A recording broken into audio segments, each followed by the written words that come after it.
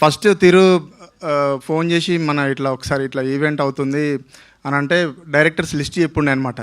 ఇంతమంది డైరెక్టర్స్ వస్తున్నారు and only because of తిరు. అది నాకు తెలిసి ఎవరు కూడా ఏదో ఫార్మాలిటీ కోసం రాలేదు, ఎందుకంటే తిరు చూజ్ చేసుకునే స్టోరీస్లో అది ఉంటుంది, చిన్న నేటివ్నెస్ ఒకటి ఉంటుంది. ఎట్ ది సేమ్ టైం కొన్ని కథలు చెప్పాలని ఉంటాయి చాలామందికి, బట్ అది ఏంటంటే ఒక స్టార్డమ్ వల్ల కొందరు చెప్పలేరు.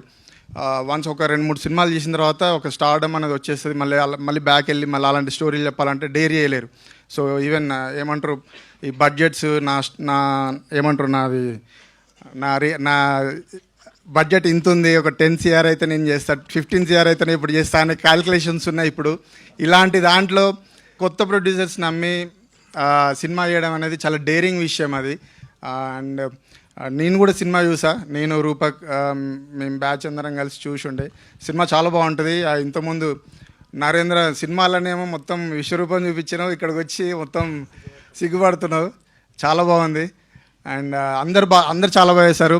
తిరు గురించి ఎస్పెషల్లీ చెప్పాలంటే ముందు నేను అంటే ఫస్ట్ జార్జి రెడ్డి చూసినప్పుడు అబ్బాయి వీడు ఎవడో మస్తు చేసిండు అని అనుకున్నా. అంటే నాకు అప్పుడు పరిచయం లేదు, ఫేస్బుక్లో హాయ్ అంతవరకే. చాలా బాగా చేసి ఉండే. అందులోనేమో కొంచెం సైకిక్ కైండ్ ఆఫ్ ఇది ఉంటుంది. సో మసూదలనేమో కొంచెం అమాయకత్వంతో ఉన్న ఒక క్యారెక్టర్, మళ్ళీ పరేషన్లోకి వస్తే మొత్తం కంప్లీట్ చిల్లర అంటే వేరియేషన్స్ని చాలా ఈజీగా బిలీవబుల్గా చేయగలుగుతాడు తిరు. అది చాలా ప్లస్ చాలా తక్కువ మంది దగ్గర ఉండే ఇది అది.